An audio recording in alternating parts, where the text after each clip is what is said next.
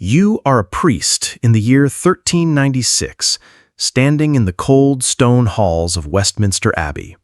Your breath mists in the autumn air as you clutch your prayer book, watching in fascination as servants scurry about, preparing for what the courtiers whisper will be the most unusual royal wedding England has ever witnessed.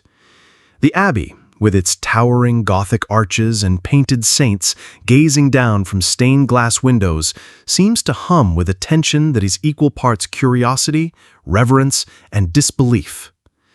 The bride has arrived from France, a princess of noble blood, daughter of King Charles VI himself. You have blessed many marriages in your time, joined countless hands in holy matrimony, but never have you seen such a stir at court. When the great oak doors swing open and the wedding party enters, your eyes widen in disbelief. The groom, King Richard II, cuts an impressive figure at 29, tall, elegant, his golden hair catching the filtered light like a halo. He is every inch the monarch, robed in silks and embroidered with the lions of England. And beside him walks a child, barely reaching his elbow, her hand swallowed completely by his gloved palm. She cannot be more than 6 or 7 years old, her small steps struggling to keep pace with his measured stride. She is dressed magnificently in a French gown heavy with pearls and gold thread, yet the weight seems almost too much for her small frame. Her dark hair is braided with gems that sparkle under the candlelight, but her face, round, cherubic, belongs to a child who still believes in fairy tales.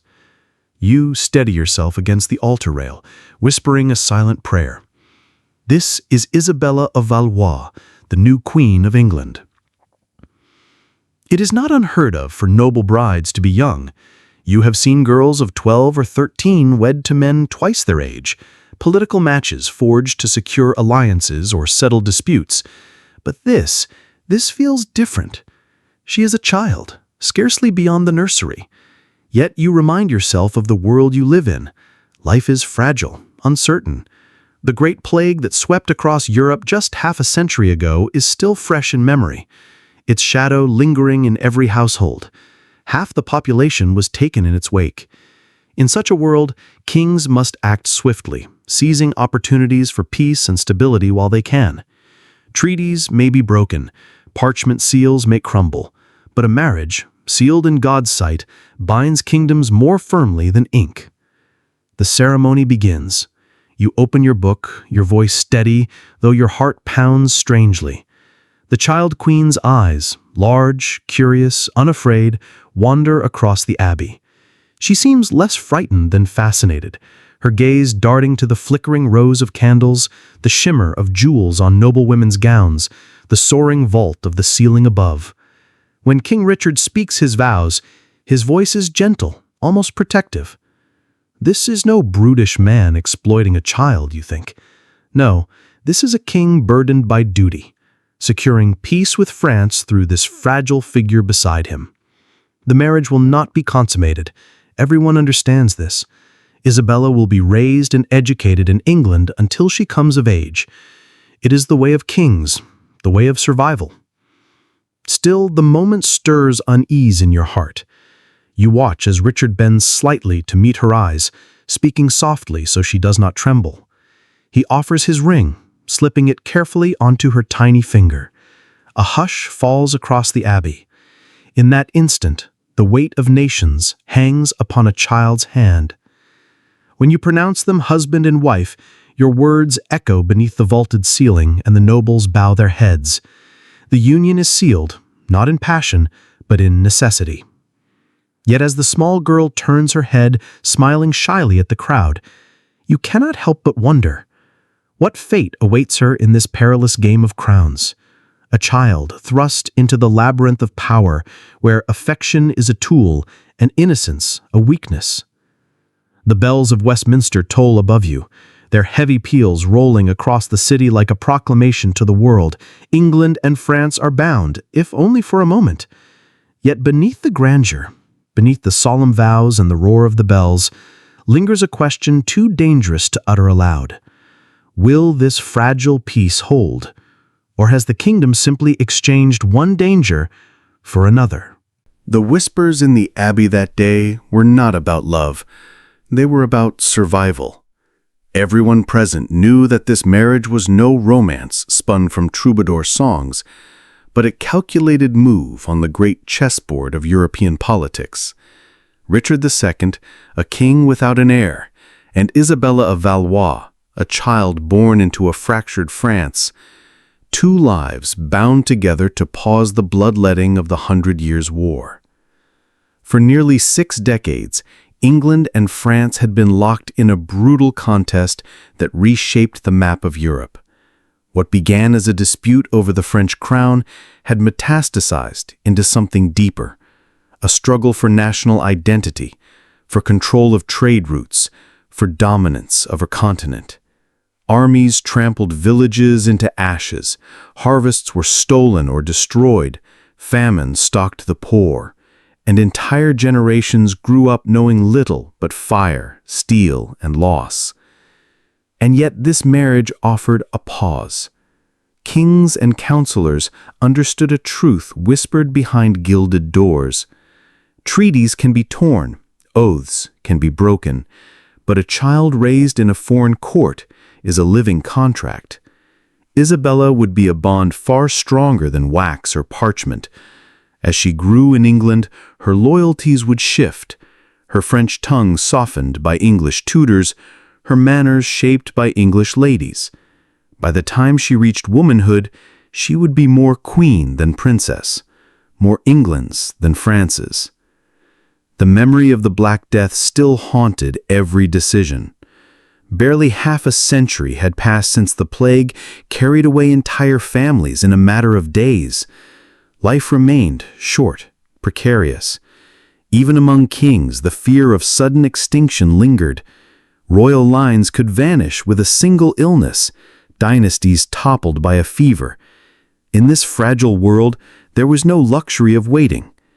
Alliances had to be secured while they were within reach, even if it meant binding a 6-year-old girl to the destiny of an empire.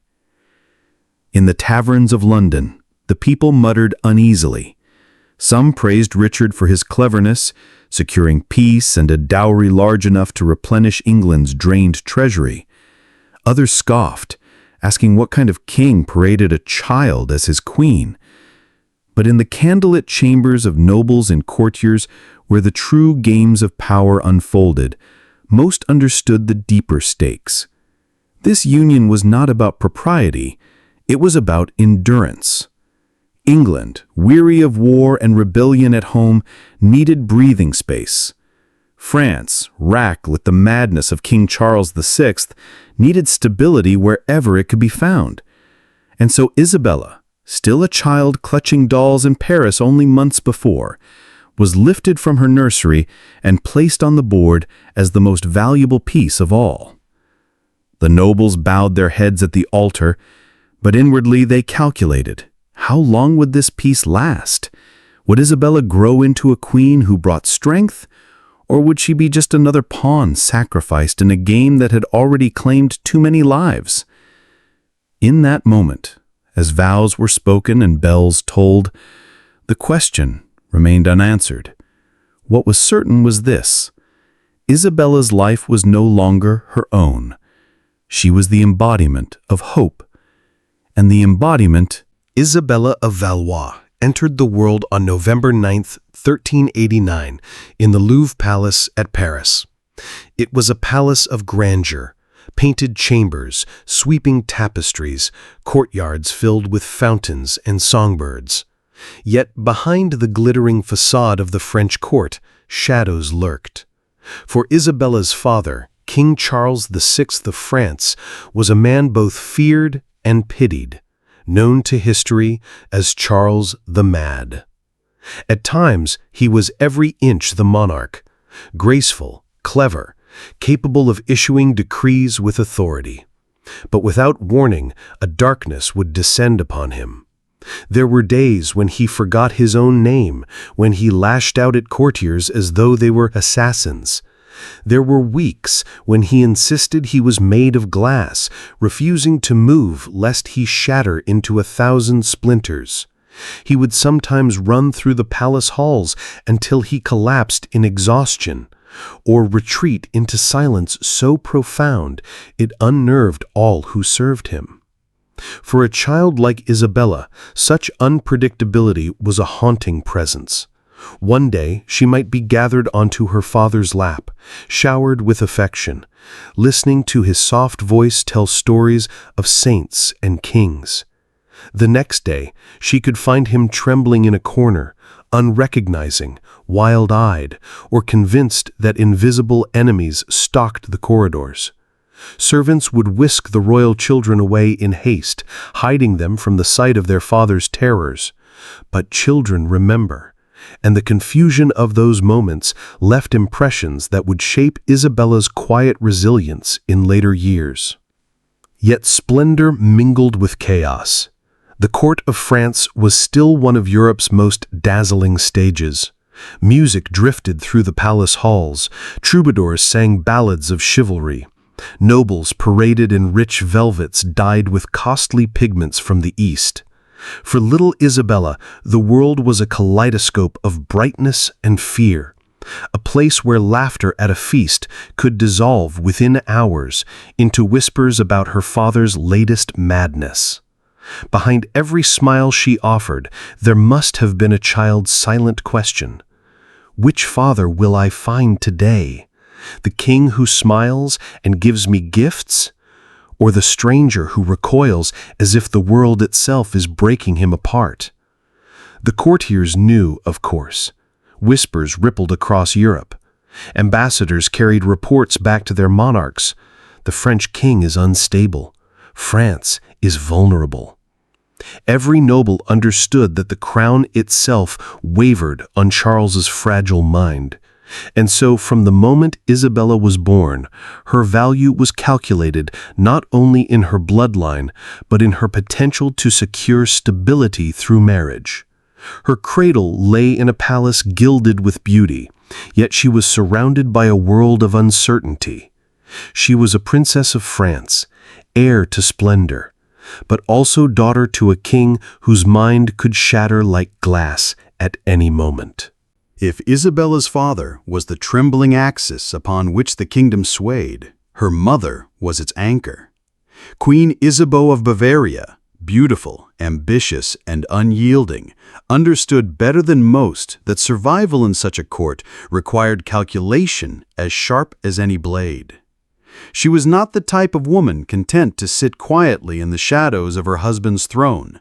When Charles VI slipped into his episodes of madness, it was she who steadied the kingdom, signing decrees, managing the treasury, negotiating with nobles who circled like wolves around a wounded crown. But Isabeau's strength carried with it a cold practicality. She looked at her children not merely as sons and daughters, but as pawns in the great game of European politics. Isabella, the eldest, was her most precious piece. The girl's dark eyes and delicate features promised beauty, and her bloodline promised power. To Isabeau, Isabella was not simply a child to be protected, but an instrument to secure alliances, to weave fragile strands of peace into the torn fabric of France. The queen's reputation, both then and in the centuries that followed, would be mixed, admired by some as a formidable woman who preserved her husband's realm during his madness, vilified by others as manipulative, extravagant, even treacherous. Yet there can be no doubt that she understood the stakes. In a time when war, plague, and rebellion could sweep away dynasties overnight, a daughter's marriage was no mere family affair. It was a weapon, a shield, a bargaining chip. Isabeau's calculating gaze often lingered on Isabella. She dressed her daughter in the finest gowns, ensured she was schooled in languages, etiquette, and the art of diplomacy from her earliest years. For Isabeau, a princess was not a girl who played with dolls. A princess was a coin of immeasurable value in the currency of kings. In this, Isabeau was not unlike other queens of her age. Across Europe, noble women were wielding power not through swords, but through the marriages of their children. Queens and duchesses arranged unions that tied empires together, secured treaties, or bought precious years of peace. Yet few operated from a stage as precarious as Isabeau's, the French crown itself shaking with every slip of her husband's sanity. So it was that young Isabella grew up beneath her mother's sharp eyes, loved perhaps in a way, but more importantly, prepared to be sent wherever France required her, to bind kingdoms, to be the balm upon which wars might end, or the spark from which they might ignite again.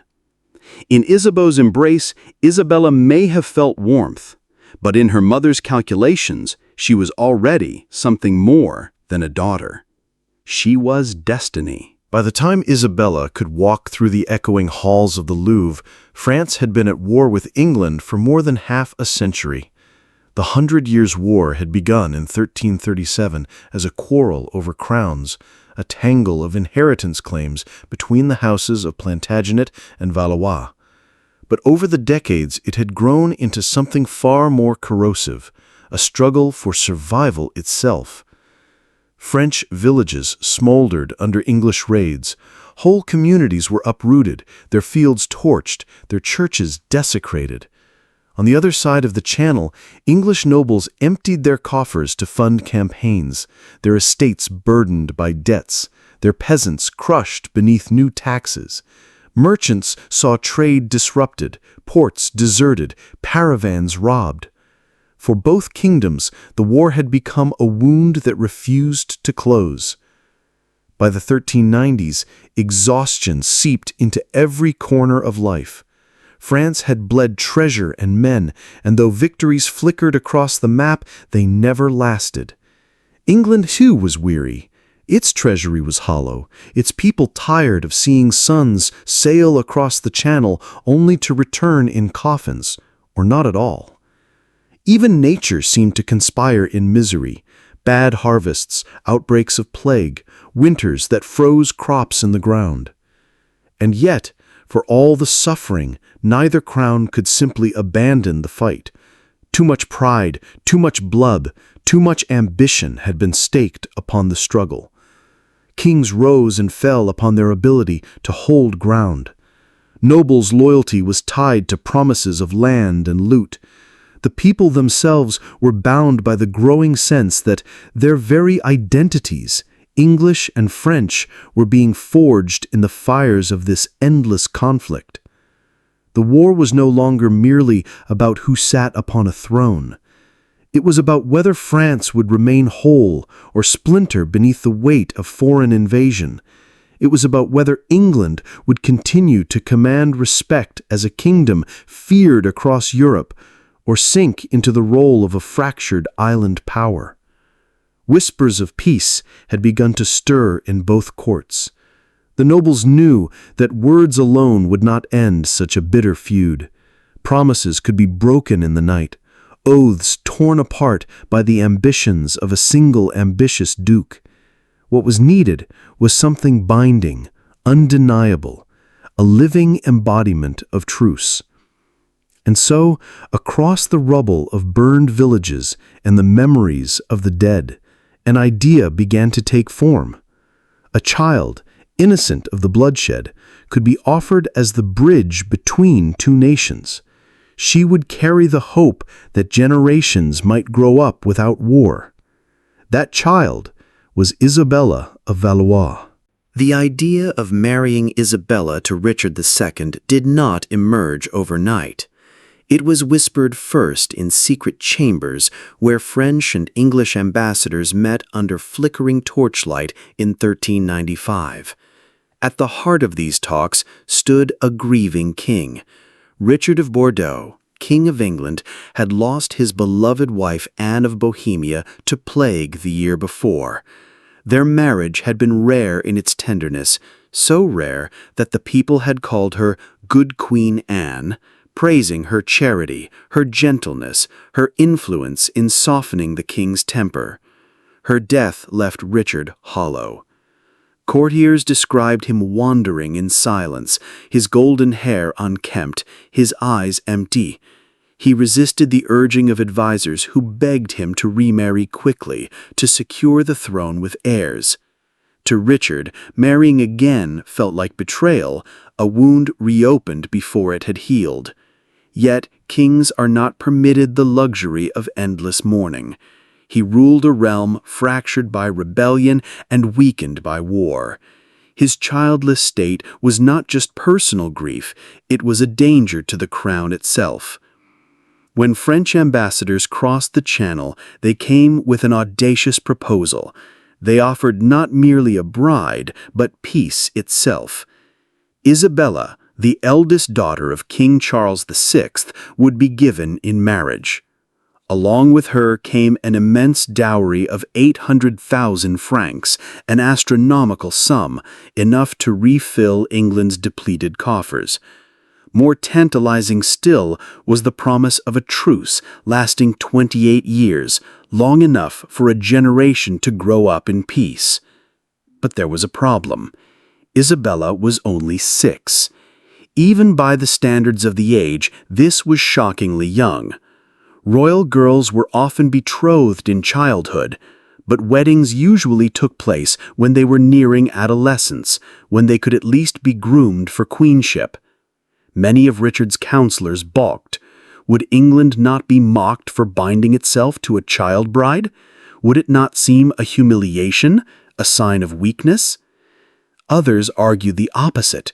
The very youth of the princess, they said, was the point. Her innocence would symbolize a new beginning, untainted by the centuries of hatred and blood. She could be raised in England, molded to English ways, her loyalties shaped over the years until she became not just a French princess, but an English queen in truth. Richard listened, torn between grief and duty.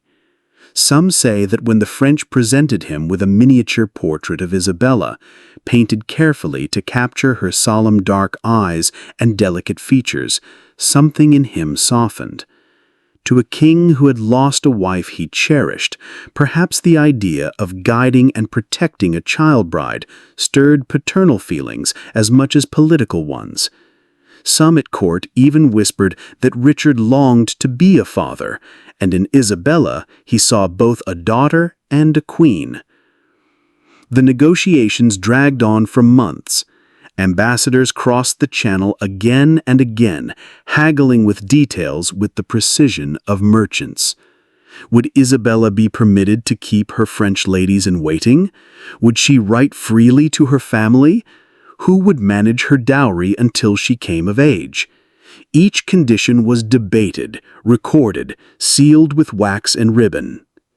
And through it all, in Paris, a little girl played with her dolls, unaware that her fate was being decided across long wooden tables piled with scrolls. Seamstresses worked on gowns far too heavy for her small frame. Tutors began slipping English phrases into her lessons. Somewhere in hushed voices, she was told she was going to marry a king across the sea. But at 6 years old, the notion was no more real to her than the bedtime tales her nurses whispered by candlelight. A marriage treaty was finally signed, with one clause written in bold clarity. The union would not be consummated until Isabella reached maturity.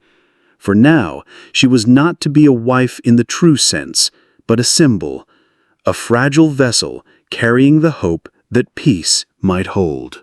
The treaty that bound Isabella of Valois to Richard II was more than a wedding contract. It was a blueprint for peace, inked on parchment but weighted with the blood of 2 nations. Signed in October 1396, it declared not only the union of king and princess, but also a truce meant to stretch nearly 3 decades into the future. For England, the treaty was salvation. The promised dowry of 800,000 francs would fill coffers drained by years of campaigning. The truce would give breathing space to a kingdom that had endured rebellion, taxation riots, and the discontent of noble factions. For France, it was a reprieve. Charles VI's government, crippled by his bouts of madness, desperately needed stability. War had ravaged Burgundy, Normandy, and Gascony. The people cried out for relief. The document was precise, crafted with the care of men who knew how easily words could unravel into fresh war. It was agreed that Isabella would remain in France until her departure could be arranged with all ceremony. She would travel to England escorted by nobles of high rank, her dowry secured in stages. She would not live with Richard as a wife until she reached the proper age, yet she would be treated with all the honor of a queen from the day she arrived. There were also symbolic gestures woven into the text. Castles along the contested frontiers were to be handed over as signs of good faith. Prisoners were exchanged.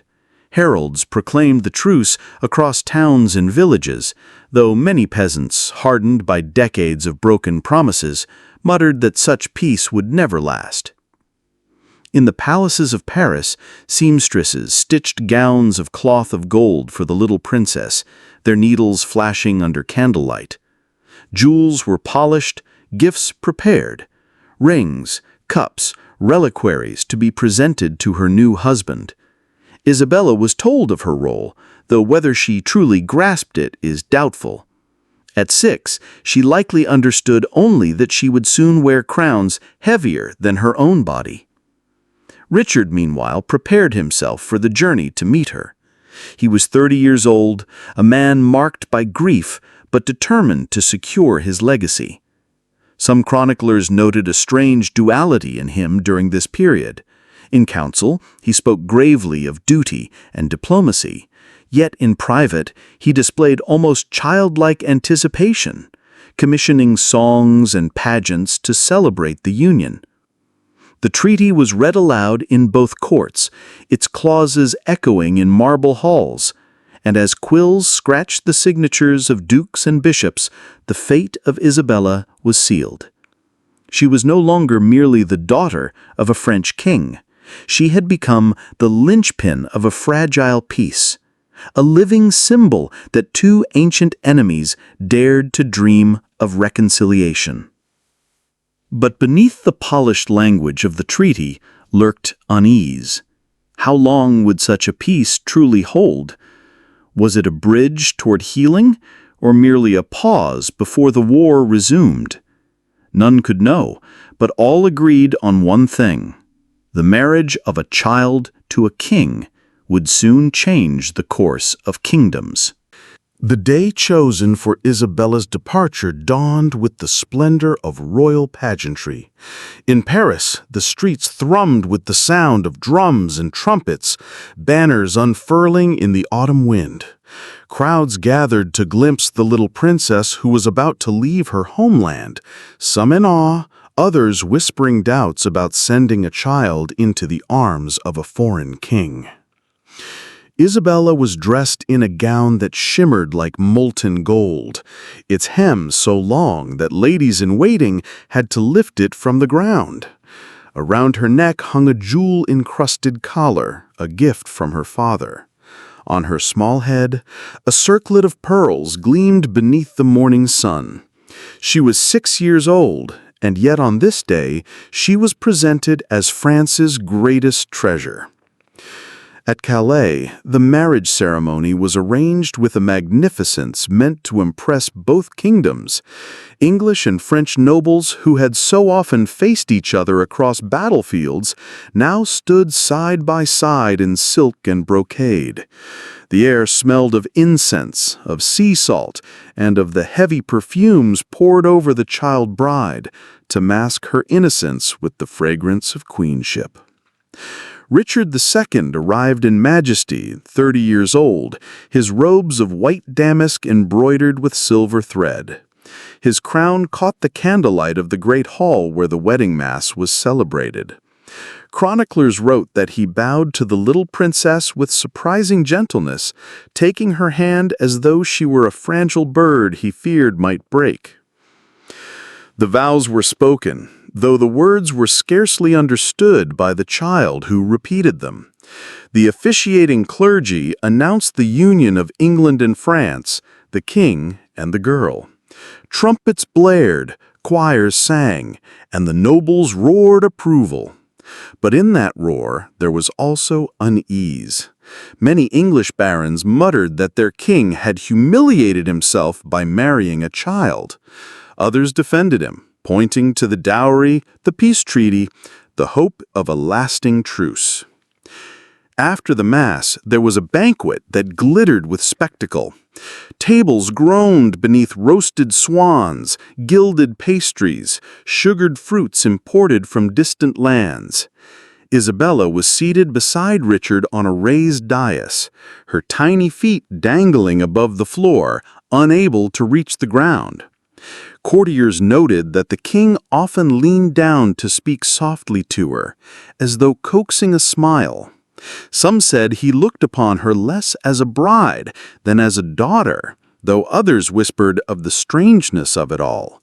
A king of England wedding a child not yet capable of understanding the role she had been thrust into. When the feasting ended, Isabella was led away not to the bridal chamber, but to her attendants. The treaty had been clear. She was not yet of age, and the marriage would remain unconsummated. She was to be cherished, guarded, and raised until the time came when she might truly be a queen in more than name. But already her life had shifted irreversibly. The dolls she had played with in Paris were left behind. The songs of her French nurses faded across the Channel. Ahead lay a foreign land, a foreign court, and a husband whose age and grief made him more a stranger than companion. Isabella of Valois had left childhood behind on that shore. She was now Queen of England, crowned not by choice, but by destiny. The crossing of the Channel was rough, the November winds lashing the ships as though resentful of the fragile peace they carried. Yet Isabella's vessel, adorned with banners of France and England intertwined, pressed steadily toward Dover's white cliffs. For the 6-year-old queen, the sea must have seemed vast, terrifying, her first true passage into exile.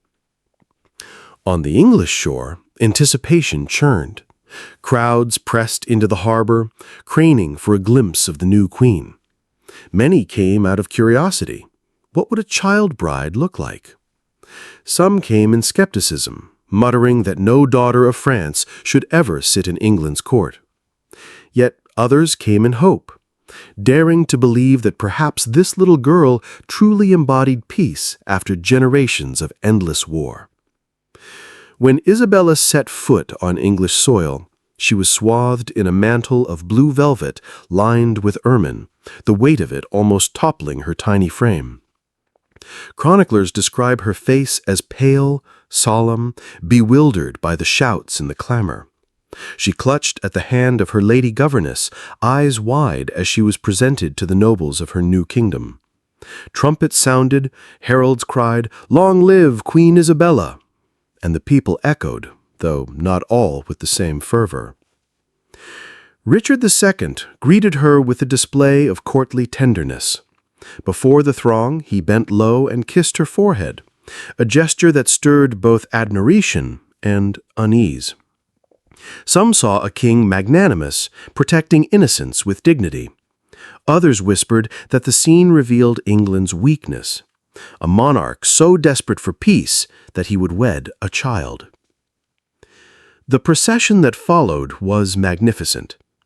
Isabella was carried on a white palfrey draped in cloth of gold, Richard riding beside her in state. London prepared a welcome of unparalleled pageantry. Streets lined with flowers, tapestries unfurled from windows, fountains running with wine. Guilds presented pageants, children sang in the squares, and bells rang from every steeple. Yet even amid the jubilation, there lingered an undercurrent of doubt. Could such a union truly heal the wounds of war? Within Westminster, Isabella was installed with all the honors of a queen. She was given her own household of attendants, governesses, and tutors. Toys and miniature furniture were crafted for her chambers, a strange contrast to the crown that glittered above her bed. She was not expected to share Richard's chamber, nor to perform the duties of a wife, but she was treated, from that day forward, as the consort of England's sovereign. For Isabella herself, the transition must have been bewildering. She understood little of the language spoken around her, though she quickly began to pick up English words. Her playtime was formal, observed. Every meal, every garment, every gesture was steeped in symbolism, weighed with expectations she could hardly fathom. To the English court, she was both treasure and pawn. A fragile hope for peace, a golden thread binding two rival crowns. To Richard, she was perhaps a salve for his wounded pride, a chance to display majesty and to silence his critics with the spectacle of alliance. To Isabella, however, England was a foreign land where childhood had been stripped away, replaced by the heavy trappings of queenship. Life within Westminster's towering walls soon settled into a rhythm for Isabella of Valois, but it was not the rhythm of childhood. Though she was only 6, she was Queen of England, and the routines of her new household reflected that solemn truth. She awoke each morning in chambers rich with tapestries, depicting saints, battles, and allegories she could scarcely understand. Servants bustled quietly around her, laying out gowns sewn from silks that rustled like whispers when she walked. Before she touched her food, prayers were said. Before she left her chamber, protocol dictated who could approach and in what order. Every act, however small, was stage-managed as though the eyes of kingdoms were upon her, which, in truth, they were. Her daily companions were governesses, tutors, and ladies-in-waiting, carefully chosen from among England's noble families. Their task was not only to watch over her, but to mold her into an English queen.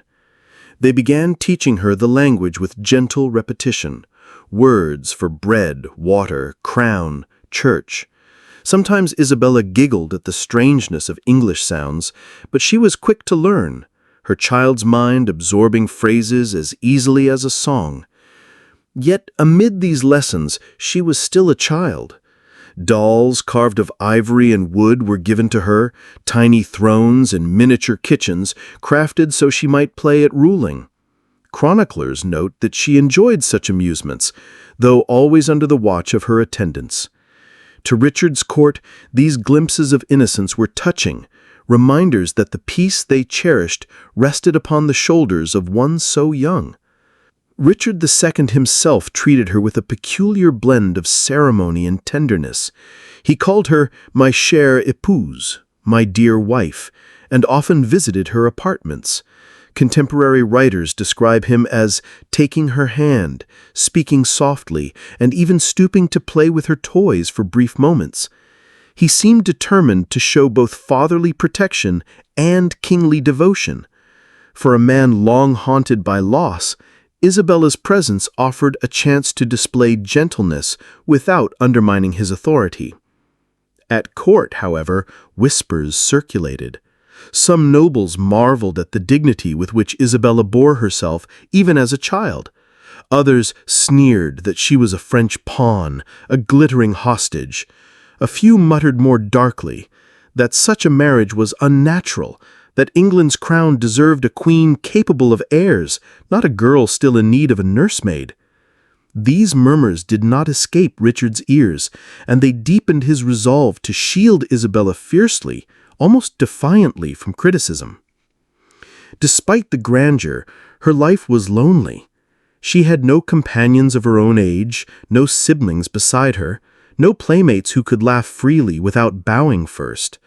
Her world was one of formality, punctuated by ceremonies where she sat silently on a throne too large for her, the crown pressing heavily on her small head. She was paraded as a living emblem of peace, but within, she must have longed for the gardens of Paris, for familiar voices and the warmth of her mother's embrace. And so, Isabella's early months in England revealed the paradox of her fate. Outwardly draped in gold and reverence, inwardly bound by solitude. She was a queen, yet still a child, caught between the innocence of play and the crushing weight of politics. While Isabella adjusted to her strange new role as a child queen, the man who had brought her across the Channel faced storms that no treaty could calm.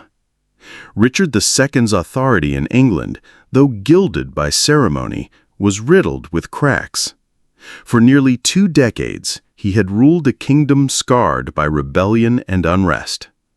The Peasants' Revolt of 1381 had shaken the monarchy to its foundations, and Richard never forgot the terror of facing angry crowds as a boy of only 14. Since then, he had cultivated a sense of majesty, robes heavy with jewels, rituals rich with symbolism, as though grandeur itself might silence dissent. To some, it worked. Richard appeared every inch a king of divine right.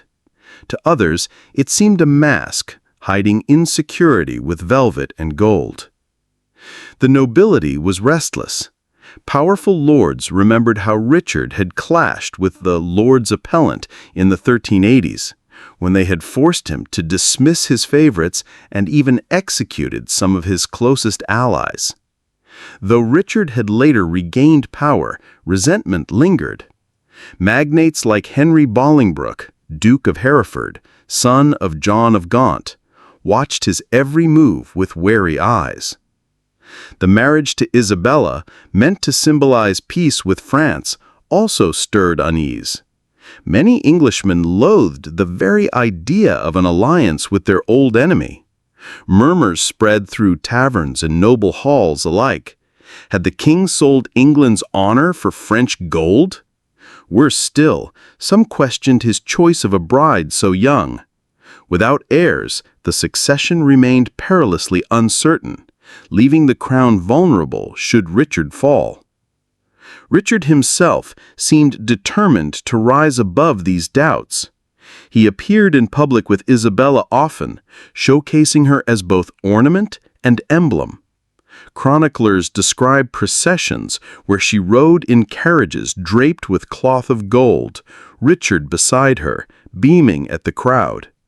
He presented her not as a child, but as a queen already fulfilling her role, as though to say, "Here is the living proof of my wisdom, the fruit of peace, the guarantee of stability." Yet behind the glitter, the king's temper and pride deepened his troubles. He demanded obedience not merely as a ruler, but as a figure near sacred. Dissent was branded as treason, criticism as blasphemy against the crown. Those who crossed him risked exile, forfeiture, even death. To many nobles, this was tyranny in the making. And so Isabella, barely aware of the storm clouds gathering, found herself placed at the center of a fragile arrangement. Her marriage was a shield Richard wielded against criticism, proof that he had secured peace, proof that he had elevated England's dignity through alliance with France. But to his enemies, it was another sign of a king too proud, too theatrical, too out of touch with the temper of his realm. The paradox sharpened. Isabella's very presence steadied Richard's hand, yet also deepened the resentment that would one day topple him. Richard II was a man who understood spectacle. If he could not command loyalty with swords, he would bind it with awe. The marriage to Isabella had given him a living jewel, a child queen whose innocence and foreign grace softened his image and lent an aura of legitimacy to his fragile throne. Pageantry became his weapon. He staged elaborate processions in London, where Isabella rode beside him in gilded litters, her small frame dwarfed by the finery draped upon her. Chroniclers wrote of citizens craning their necks to glimpse the girl queen, marveling at her poise. Richard insisted she be presented not merely as a consort, but as a symbol of peace itself. Wherever they went, she was an emblem of the king's triumph, a treaty embodied, a living assurance that England and France were bound in harmony. But behind the spectacle, unease simmered. Many common folk muttered that the king had spent more on jewels and feasts than on justice or relief. Nobles grumbled that Richard elevated pageantry above governance. And some whispered, too loudly for safety, that the king paraded Isabella like a puppet, cloaking his own insecurities behind her innocence. For Isabella herself, the theater was bewildering. One day, she was made to sit on a throne so vast her feet dangled above the floor, courtiers bowing deeply before her. The next, she was led through cheering crowds who tossed flowers, though she barely understood the words shouted in English. At night, in her chambers, she was still a child, clutching dolls and humming French lullabies. But in public, she was draped in ermine and pearls, a queen expected to radiate majesty. Richard, for his part, doted on her with a fervor that blended affection and calculation. He played the role of guardian, protector, and sometimes even playmate, but always within the framework of his image as king. When he knelt to hand her a toy, it was as much to charm onlookers as to comfort his young bride. He seemed to believe that if England could see him as a devoted husband to a pure and innocent queen, they might forget his quarrels with the nobles and forgive his extravagance. Yet the more Richard leaned on showmanship, the more brittle his reign became. Lords who had once tolerated his vanity began to see danger in his grandeur. To them, Isabella was not a queen, but a pawn in a performance, a glittering veil hiding the king's misrule. And as whispers of discontent thickened, even Richard's dazzling theater could not silence the question lurking in the shadows. What would happen when the curtain fell? Even as Richard II wrapped his crown in ceremony and surrounded himself with the innocence of his young queen, discontent spread like cracks through stone. The nobility, proud and jealous of their rights, had long memories. They remembered Richard's earlier clashes with the Lords Appellant, when he had sought to govern without their counsel, and had watched his favorites fall to the axe. Though he had regained control, the wounds between crown and magnates had never truly healed. Among these restless lords was Henry Bolingbroke, Duke of Hereford. Tall, ambitious, and capable, he was the son of John of Gaunt, the powerful Duke of Lancaster, and one of the richest men in Europe. Unlike Richard, Henry had cultivated an image of practicality and steadiness. He jousted, fought abroad, and presented himself as a man of action, closer to the warrior king ideal that English nobles admired.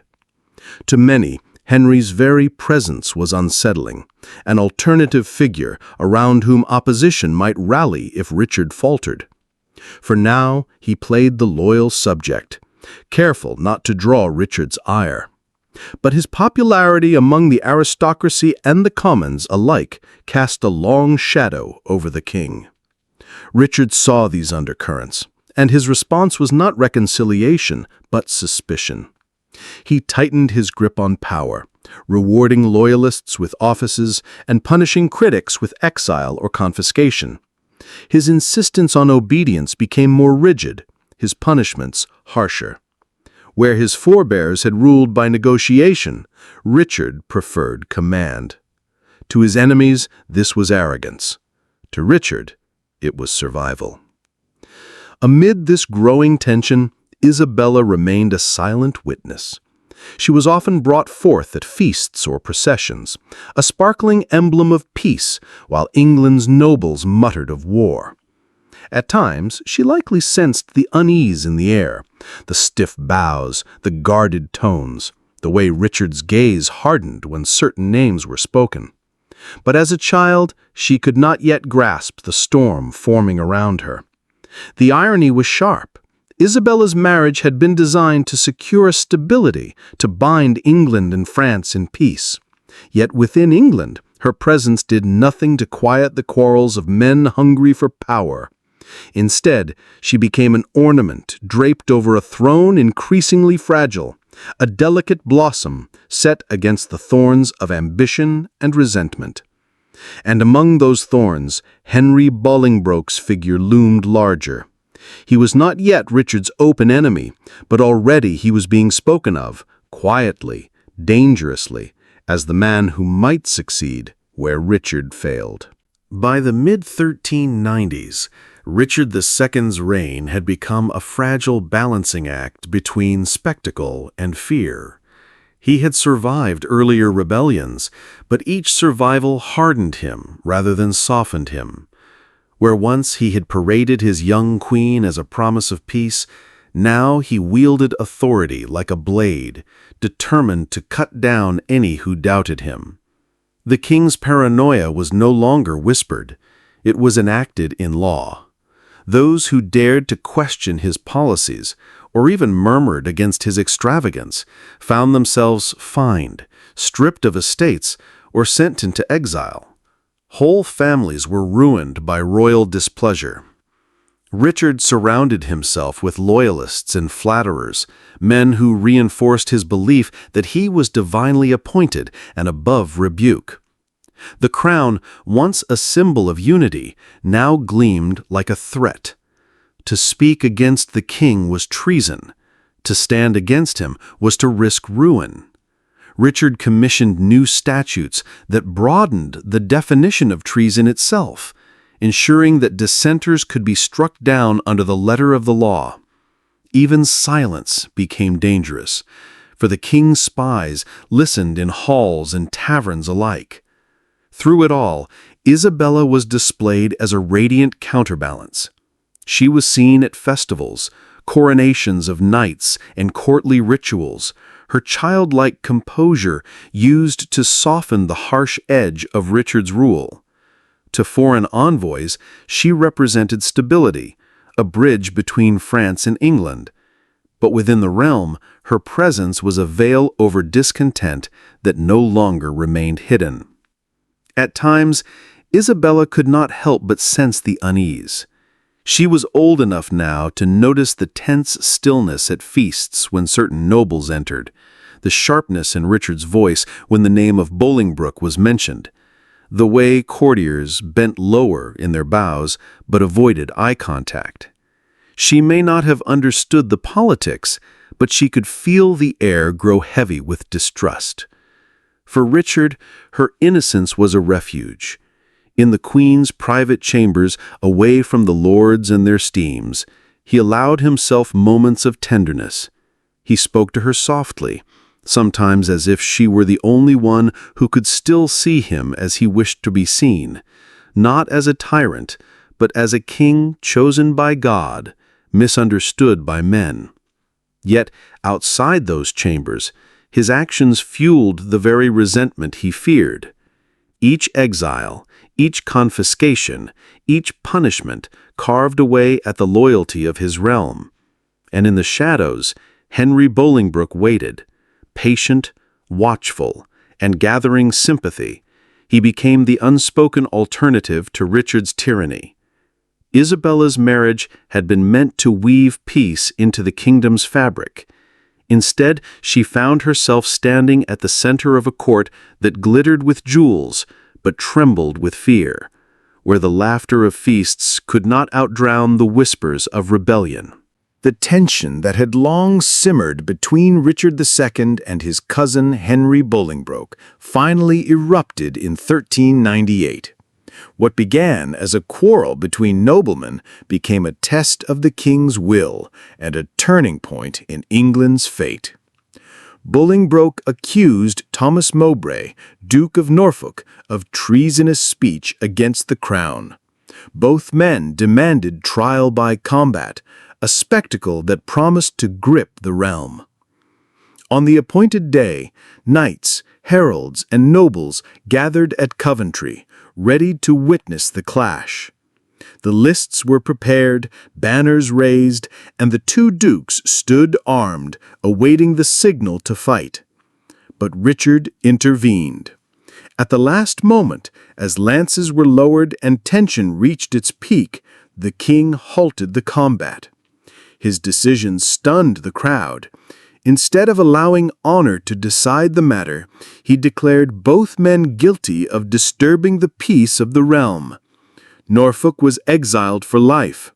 Bolingbroke, more dangerously popular, was banished for 10 years, later reduced to 6 at the urging of John of Gaunt. To some, it was a masterstroke of royal authority. Richard had shown himself above the petty quarrels of his nobles. To others, it was tyranny cloaked in judgment. Bolingbroke's exile in particular struck deep. The Duke had many allies, and his reputation for fairness and martial skill had earned him admiration among commoners and lords alike. To cast him out was to create a hero in waiting. For Isabella, still barely more than a child, the event was another piece of pageantry she could not fully understand. She may have seen the procession at Coventry, may have noticed the charged silence as Richard raised his hand to stop the duel, but she could not yet grasp how that single gesture had shifted the balance of power in England. What she would remember was Richard's stern pride afterward, the air of satisfaction as though he had subdued not just 2 quarrelsome dukes, but the entire realm. Yet fate moved swiftly.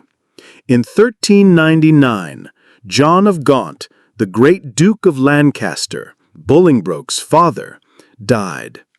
His vast estates, wealth, and titles should have passed naturally to Henry, even in exile. But Richard, blinded by suspicion, seized them for himself. With this act, he crossed a dangerous line. No longer was it only Bolingbroke who had reason to oppose him. Now all nobles saw that their lands and inheritances could be stolen on a king's whim. It was not merely a quarrel between cousins now. It was a fracture at the very heart of monarchy.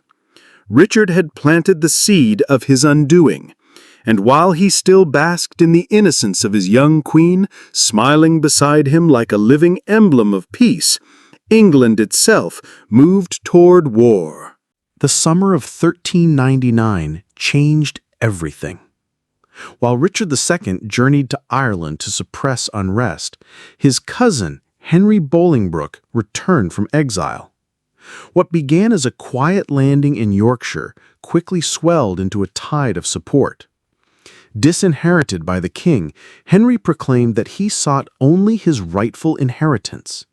Yet lords and commoners alike, weary of Richard's tyranny, flocked to his banner. It was as though the kingdom had been waiting for this moment.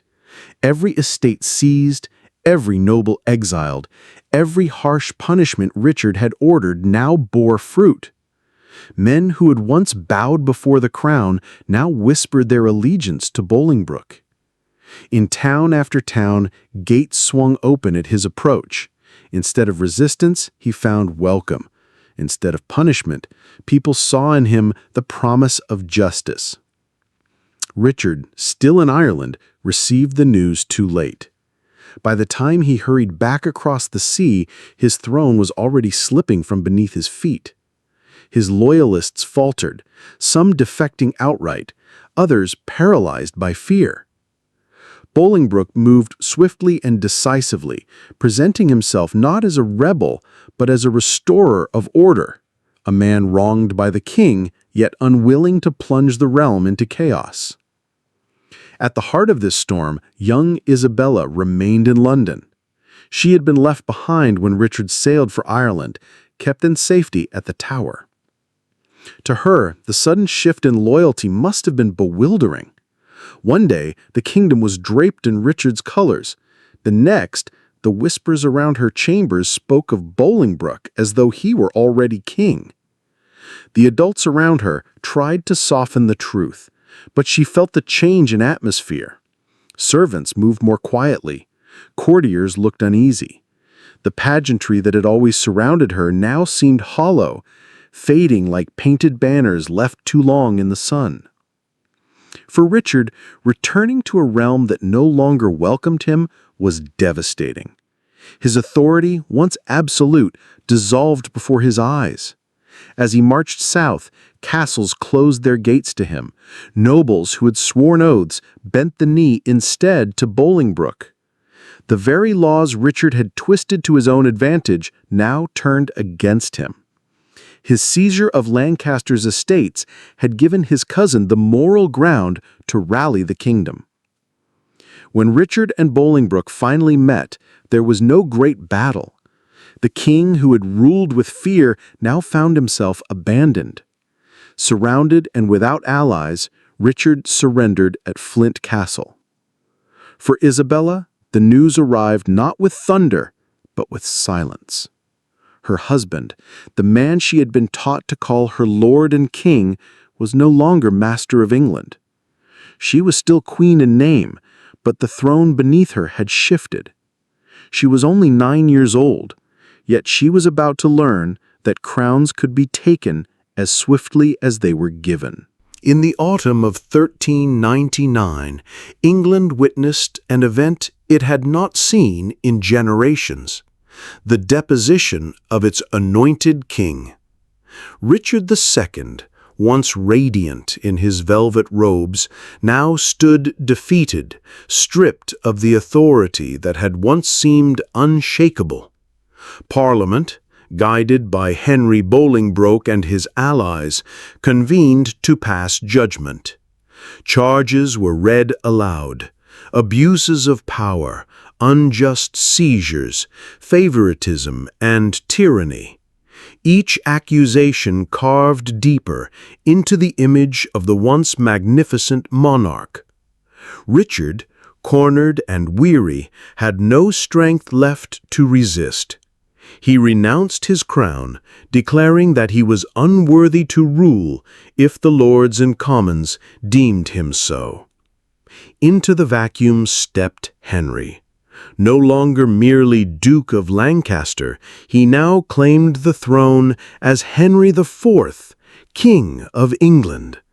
His coronation glittered with triumph, a stark contrast to the quiet humiliation of Richard's surrender. For Isabella, the moment was shrouded in confusion and sorrow.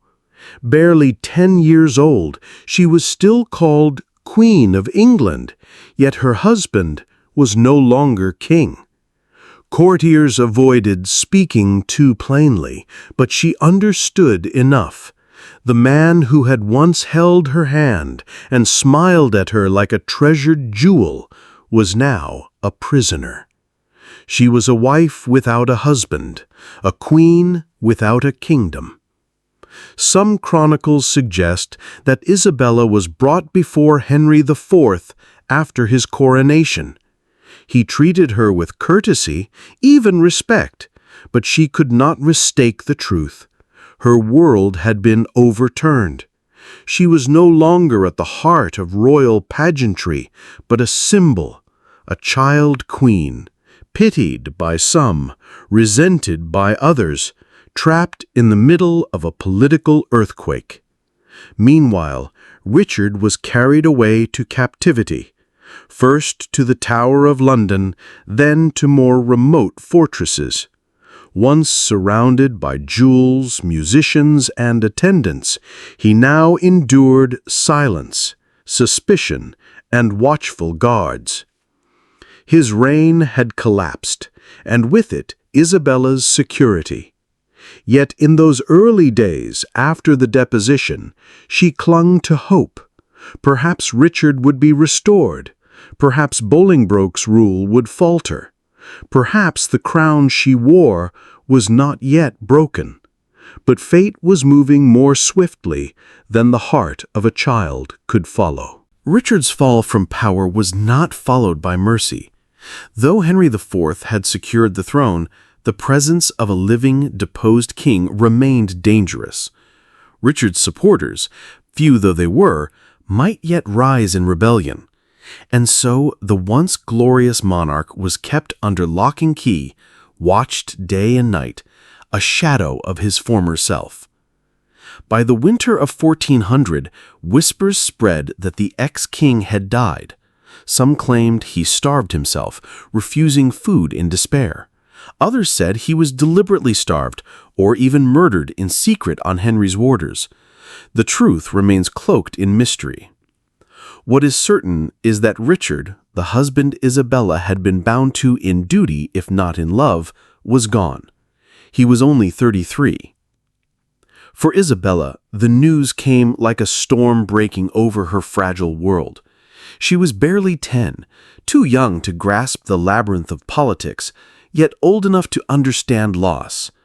Her marriage had been more symbolic than romantic, but Richard had treated her with kindness, even tenderness. He had spoken gently to her, protected her innocence, and given her the illusion of belonging to a royal story greater than herself. Now, all that was swept away. The chronicles describe her grief as profound and piercing. Courtiers remarked that she wept bitterly, refusing to be comforted. She had been raised to be queen, but queenship was no longer hers. She had been taught to honor her husband, but her husband was dead. The pageantry of palaces and coronations suddenly revealed itself for what it was, fragile as glass, shattering in an instant. Henry IV, pragmatic as ever, sought to use Isabella once more as a pawn of politics. He proposed marrying her to his son, the future Henry V, as a way to bind her to the new dynasty. But Isabella, despite her youth, showed an iron will. She rejected the offer. To her, such a union would be a betrayal of Richard's memory. She may have been only a child, but her loyalty was fierce, and her mourning was real. Instead, she clung to the hope of returning to France. England, once her adopted home, had become a cage of sorrow. She longed for her father, for the familiar halls of her youth, for the comfort of being seen not as a discarded queen, but simply as a daughter. Her life, however, was far from over. In grief, she discovered the first flicker of strength that would define her later years. She had endured the crown's weight. Now she would endure its loss. After Richard II's death, England no longer held a place for Isabella. Henry IV sought to keep her within his court, plotting to marry the young widow to his own son, Prince Henry, to solidify his dynasty. But Isabella, barely 11 years old, showed a rare and unbending resolve. She refused outright. Richard had been her husband, her king, and though she was only a child, her loyalty was unshaken. To marry into the family of the man who had dethroned him would be a betrayal too cruel to bear. Back in France, her father, King Charles VI, was still trapped in the cycles of his madness, yet he loved his daughter deeply. Queen Isabeau and the French court pressed for Isabella's release, demanding that she be returned home. After tense negotiations, Henry IV reluctantly agreed in 1401. When Isabella left England, the scene was one of poignant sorrow. She had once been crowned Queen of England, the centerpiece of glittering ceremonies adored by nobles and commoners alike. Now she departed quietly, veiled in mourning black, her face pale with grief. Chroniclers wrote that she stepped onto the ship with the dignity of a queen, but the heart of a bereaved child. Upon her arrival in France, Isabella collapsed into her mother's arms and wept. In that moment, she was no longer the Queen of England, no longer the widow of a fallen king. She was simply a young girl who had endured too much loss too soon. Yet, even as she mourned, France hailed her return as symbolic triumph, their princess reclaimed from English hands. For Isabella, however, it was not triumph, but the end of a chapter that had shaped her life with both grandeur and tragedy.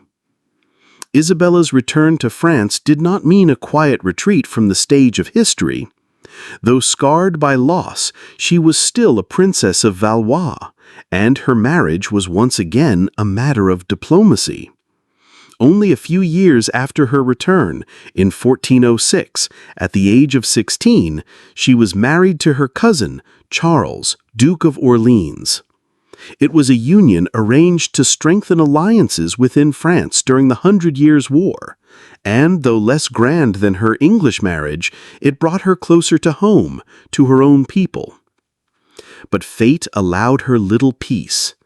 Isabella died in 1409 at just 19 years old during childbirth.